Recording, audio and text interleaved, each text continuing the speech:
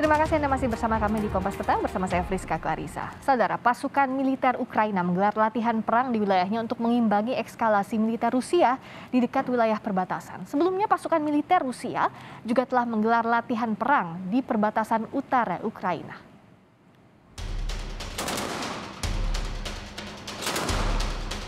Tak mau kalah dengan latihan tempur Rusia, pasukan Ukraina juga mengadakan latihan perang untuk menghadapi ancaman serangan Rusia.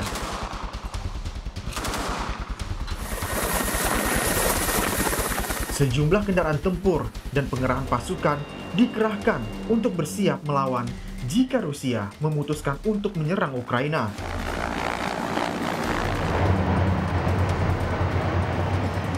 Sebelumnya, Rusia mengerahkan sejumlah tank melintasi Belarusia untuk melakukan latihan menembak selama 5 hari.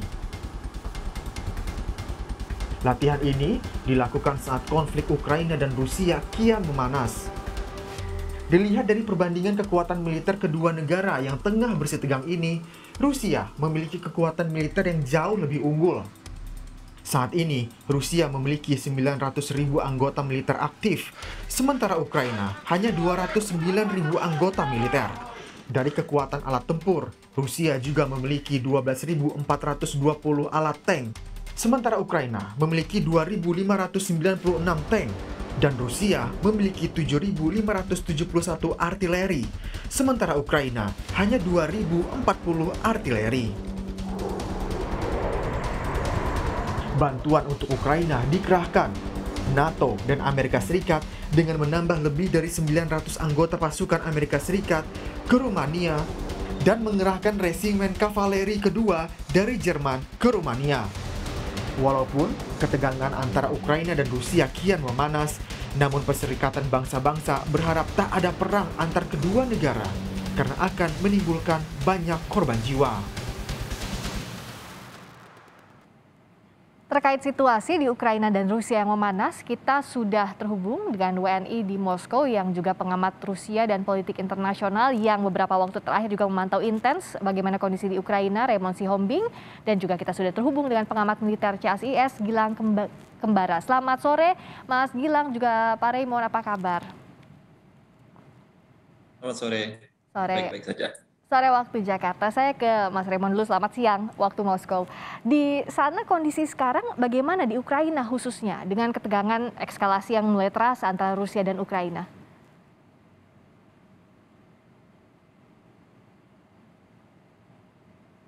Mas Raymond, suaranya belum terdengar, kita akan perbaiki. Ya. Sambungan. Ya, sudah terdengar ya? Oke, sekarang sudah tergabung kembali. Silakan Mas Raymond, soal kondisi WNI di sana seperti apa dengan eskalasi yang terjadi? Terima kasih. Di Ukraina maupun di Rusia sampai saat ini Presiden Ukraina sendiri Vladimir Zelensky sudah mengumumkan bahwa untuk warga negaranya untuk tidak panik dan juga untuk warga negara asing dan bahkan beberapa kali dalam telepon dengan pemimpin negara Amerika, ya Presiden Amerika Joe Biden meminta supaya tidak terlalu panik dan menimbulkan rasa panik untuk yang merugikan investor yang dari Ukraina. Sampai waktu itu tersebut angka 20 juta dolar keluar gitu dari Ukraina begitu ya. Jadi sebenarnya situasi di Ukraina bahkan di Kiev sendiri, di kota Kiev ada beberapa komunitas diaspora Indonesia yang menikah dengan orang Rusia Ukraina yang tinggal di sana mengatakan situasi biasa-biasa saja, sama seperti di Moskow. Jadi memang rakyat di Ukraina maupun Rusia mengikuti ya perkembangan. Jadi ada yang pro di Rusia, ada yang pro Ukraina, ada yang pro Rusia, sebaliknya juga begitu di Ukraina. Jadi situasi tetap tenang. Dubes kita di Ukraina, di Kiev juga mengatakan untuk tidak panik dan tidak pernah akan ada evakuasi. Begitu juga Pak Jose, dubes kita di Moskow, mengatakan Moskow aman dan Rusia aman, artinya tidak akan ada perang begitu. Jadi sudah terkonfirmasi oleh pimpinan kita di embassy. Jadi di highlightnya tidak akan ada perang, itu jaminannya sejauh ini, begitu ya Mas Raymond. Tapi bicara soal kondisinya, apakah ada pengetatan penjagaan militer di beberapa titik meskipun di Kiev Ukraina tadi dikatakan bahwa tenang saja situasi di sana? Ya, di beberapa titik khususnya di perbatasan antara Ukraina dengan Rostov, dengan Rusia, Rusia Selatan, memang ada pengetatan penjagaan. Lalu jalur kereta api dari Ukraina yang dulu ke Rusia sekarang sudah dibatasi. Begitu juga sebaliknya, sekarang kalau orang mau keluarga atau anggota keluarga yang mau pergi dari Rusia mungkin ke Ukraina melewati negara ketiga dulu biasanya, begitu. Oke. Jadi dan sebaliknya juga seperti itu. Itu hal yang biasa ya, karena lagi ada konflik secara politis. Ya. Menurut saya ini lebih ke politis daripada militer. Begitu. Jadi hal yang politis, tapi dari sisi militer dan politik kita akan tanyakan juga ke Mas Gilang. Jadi kondisi sekarang bagaimana kita membacanya? Karena satu, Rusia dan Ukraina sudah sama-sama menggelar latihan militer. Yang kedua juga ada NATO sudah masuk ke sana mengirimkan pasukannya. Pula Amerika Serikat masuk. Kalau sudah ada aroma-aroma politik begini kan jadi kita katakan eskalasinya tidak bisa dikatakan biasa-biasa saja, begitu ya Mas Gilang? Betul. Memang kita tidak bisa secara pasti menyatakan bahwa konflik tidak akan terjadi, karena memang seluruh tanda-tandanya sepertinya menunjukkan bahwa akan terjadi suatu pertikaian ya. Tetapi kita tidak tahu intensitasnya seperti apa. Pertikaian bisa terjadi dalam intensitas yang sangat tinggi, tetapi itu yang tentu kita tidak ingin adakan, atau bisa terjadi dalam intensitas yang sangat rendah, termasuk dalam ranah yang kadang-kadang kita tidak bisa lihat. Mungkin bisa jadi ranah cyber, atau bisa jadi bantuan Rusia terhadap beberapa, kita ketahui masih ada pemberontakan di sebelah sisi timur Ukraina. Mungkin ada saja bantuan terhadap masyarakat Rusia yang ada di wilayah Ukraina timur tersebut. Jadi kita sepertinya melihat arah angin memang ke sana, tapi tentu kita terus berharap agar ada suatu keputusan diplomatis yang dapat mencegah adanya konflik terbuka, tidak hanya bagi Ukraina dan Rusia, tapi mungkin juga terhadap Rusia dan NATO. Nah, keputusan diplomatis ini siapa yang bisa ambil peran untuk menengahinya? Kalau PBB bilang kan ya diharapkan jangan ada perang gitu. Tapi siapa yang bisa jadi penengah antara masing-masing pihak yang sudah kadung banyak ya, dan kita katakan bahwa pihak-pihak adidaya yang turun tangan? Memang ini sepertinya sudah secara kaliber politik ini kita susah ya mencari penengah yang mempunyai kepentingan, yang tidak mempunyai kepentingan dalam melihat satu konflik. Seperti maksud saya adalah semuanya tentu ingin melihat adanya perdamaian di wilayah tersebut. Tapi kalau kita dengar beberapa saat yang lalu ada tawaran dari Turki, dari Presiden Erdogan untuk menengahi permasalahan ini. Tapi kita juga terus mengingat bahwa Turki tetap bagian dari NATO. Tapi kita tahu bahwa sebagai negara yang berdaulat, Turki memang mempunyai kedekatan ke Rusia dan juga ingin melihat bahwa tidak ada konflik yang terjadi di kisaran Laut Hitam contohnya, yang juga dikuasai oleh Angkatan Laut Rusia. Tapi kalau kita mencari siapa yang bisa menjadi penengahnya itu cukup sulit, karena semua yang berperan di sini, Amerika, Eropa, NATO, dan Rusia, terus melakukan diplomasi, terus melakukan perbincangan, diskusi untuk mencari titik tengahnya. Nah, titik tengahnya ini yang masih sulit sampai sekarang ya kalau kita berpikir dengan pihak-pihak yang terlibat tadi. Saya balik lagi ke Mas Raymond, yang menarik begini. Tadi kan dikatakan bahwa diminta warga tenang, tidak akan ada perang, begitu jaminan dari otoritas. Tapi di perbatasan tetap ada penjagaan militer. Di sisi lain juga Menlu AS terakhir Antony J. Blinken mengatakan bahwa lebih baik, saya kutip, mempertimbangkan untuk segera pergi. Nah, ini apa maknanya jadi untuk warga yang di sana? Tentu ini kan harus dibaca juga. Saya pikir itu sebuah retorika politis ya, artinya Amerika dalam mencapai satu tujuannya, seperti kalau kita lihat sejarah mulai dari Perang Dingin yang pertama sampai Perang Dingin kedua, karena mantan Presiden Rusia yang sekarang jadi kepala ketua partai Rusia Bersatu udah bilang tahun 2019 waktu itu dia bilang sudah dimulai Perang Dingin kedua, dan ini memang Perang Dingin kedua. Jadi ada tujuan tertentu yang kita belum tahu ujungnya kemana. Tapi bahwa sebagai WNI dan banyak warga negara Rusia dan Ukraina yang tahu permasalahan ini, yang persis tahu akar permasalahan ini, pasti akan tetap tenang-tenang saja. Di perbatasan, ya betul, situasinya berbeda. Once salah satu pihak, baik dari Ukraina maupun dari Rusia, sebenarnya di perbatasan lebih banyak pasukan NATO daripada pasukan Ukraina ya. Perbatasan Rusia dengan Ukraina, karena Rusia sendiri sudah pernah bilang, dan itu memang prinsip buat Rusia, dan ada dalam doktrin perang Rusia, mereka nggak akan perang sebangsa atau Slavian gitu ya, bangsanya sendiri, karena masih sebangsa ya kalau kita lihat ini kan ya. Bangsa Slavian. Jadi saya pikir perangnya bukan Ukraina dengan Rusia, dan kita semua tahu gitu antara siapa dengan siapa. Nah, bicara soal ini, Mas Raymond, tentu kan masyarakat juga perlu mencerna akar permasalahannya, akar konfliknya seperti apa gitu, secara sederhana, secara awam untuk mengerti ini, Mas Raymond. Ya, sebenarnya akar permasalahannya itu pada 21 November 2013, awalnya ketika terjadi demonstrasi di ibu kota Ukraina, di Kiev. Di lapangan Maidan, mereka menuntut agar Presiden Viktor Yanukovych untuk segera menandatangani penggabungan Ukraina dengan Komunitas Ekonomi Eropa, Uni Eropa. Tapi kemudian Viktor Yanukovych mundur segala macam karena dia memang pro-Rusia, begitu ya. Akhirnya demonya semakin besar sampai akhirnya terjadi Euromaidan. Dari sisi Rusia itu dianggap sebagai pemberontakan melawan pemerintahan yang sah karena memang itu rebels, yang menamai dirinya sebagai pravi sektor dalam bahasa Rusia atau sektor kanan, yang dibiayai oleh negara-negara barat, seperti itu, didukung lah minimal ya.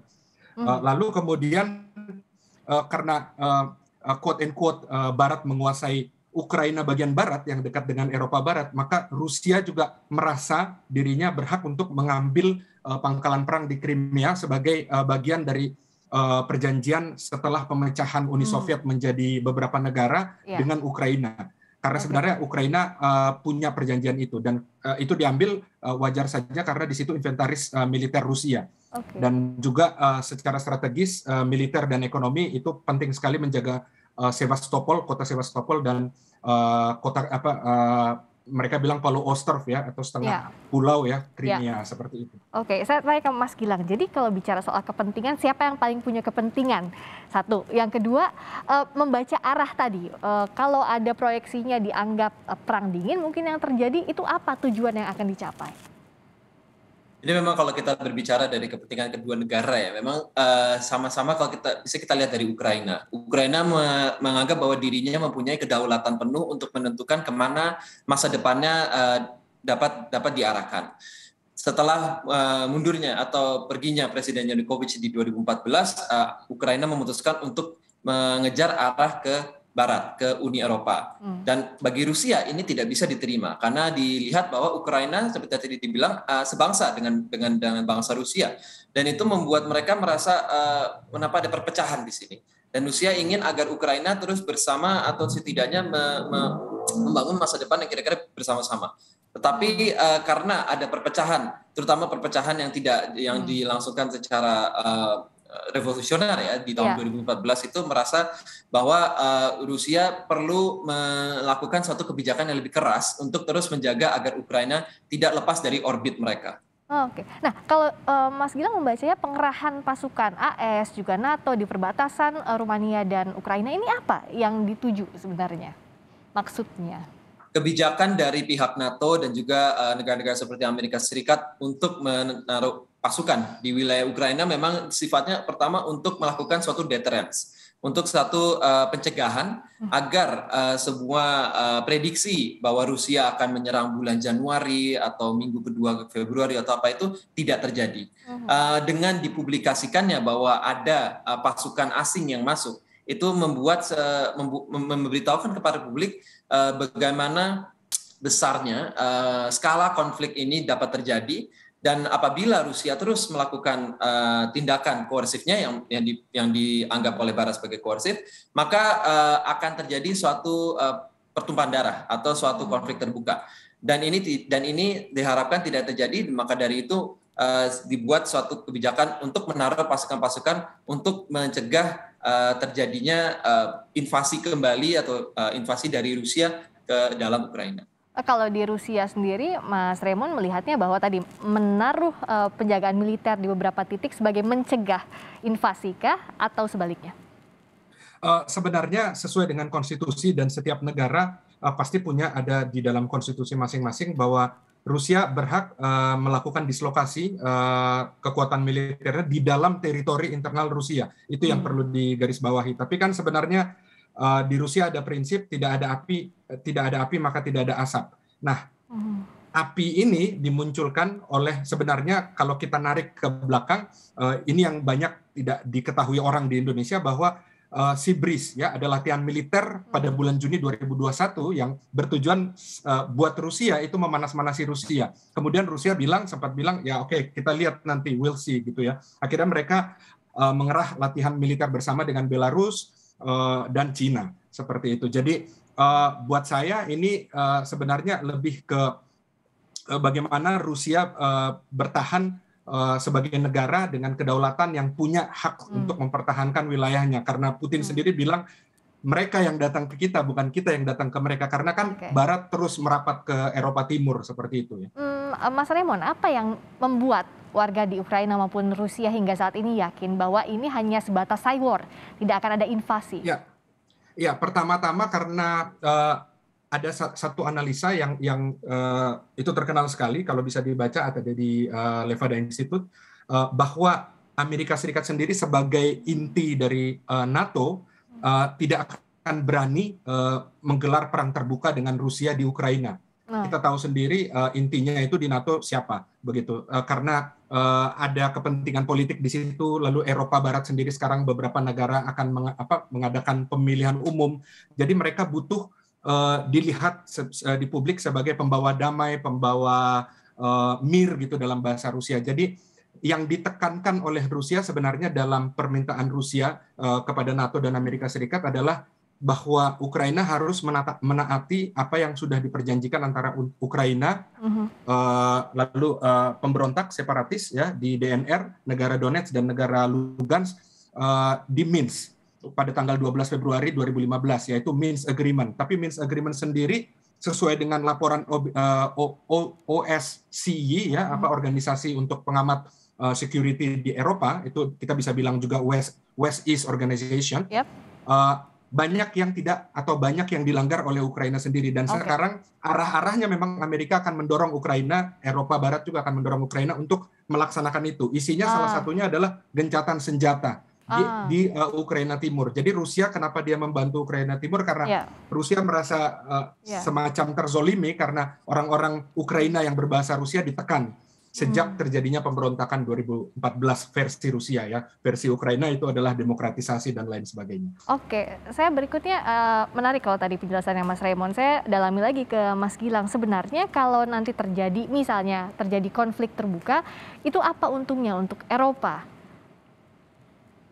Saya rasa nggak ada untungnya sama sekali buat Eropa. Tapi kalau saya lihat, misalnya saya balikin untuk Rusianya itu sendiri, salah satu alasan juga mengapa Rusia sangat menekan Ukraina, karena ada kekhawatiran apabila Ukraina itu berhasil masuk ke dalam organisasi NATO, maka tidak ada jaminan bahwa Ukraina tidak akan menggunakan NATO, tidak akan meminta bantuan NATO untuk mengambil kembali wilayah yang telah dicaplok oleh Rusia, yaitu Crimea, dan juga untuk mengambil alih wilayah yang breakaway province mereka di Ukraina Timur.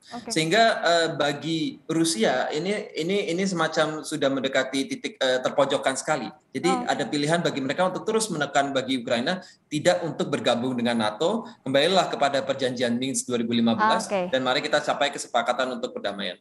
Bisakah ini dikaitkan dengan ini? Terakhir kan pernyataan dari Rusia saat NATO mengatakan pihaknya sudah menempatkan pasukan dalam siaga dan juga menempatkan pasukan di Eropa Timur. Aksi itu dapat kecapan dari Rusia dan menyebutnya sebagai histeria Barat. Nah, inikah yang harus dipantau, Mas Gilang? Sama Mas Raymond juga nanti terakhir. Ya, betul. Memang ini bagi Rusia ini terus-menerus seperti propaganda ya, bahwa tidak ada ancaman nyata. Memang Rusia menempatkan pasukan di wilayah perbatasan, tetapi memang pada nyatanya itu adalah wilayah teritori mereka sendiri. Memang dalam kacamata Barat memang dilihat bahwa keseluruhan pasukan yang mengitari perbatasan Ukraina ini dari dalam Rusia sampai ke negara Belarusia ini merupakan ancaman nyata kepada Ukraina. Tapi sejauh ini memang tidak ada aksi-aksi yang lebih lanjut. Dan dengan ditaruhnya pasukan NATO di perbatasan Rusia, maka ini playing into the Russian atau the propaganda Barat yang dimainkan oleh Rusia. Jadi terakhir Bung Raymond, jadi yang diharapkan tentu saja tidak ada konflik terbuka begitu ya? Betul. Karena sebenarnya permintaan Rusia terhadap Barat dan Amerika begitu simpel ya. Jadi agar NATO kembali ke perjanjian tahun 1997 untuk tidak melebarkan sayapnya atau pengaruhnya ke Eropa Timur, apalagi negara-negara ex-Uni Soviet. Lalu yang kedua permintaannya adalah agar prinsip waktu NATO itu didirikan kan tidak mengamankan atau tidak menjamin keamanan negaranya dengan mengorbankan keamanan negara lain, dan itu yang sekarang ditekankan oleh Rusia. Itu dari sisi Rusianya. Oke, baik.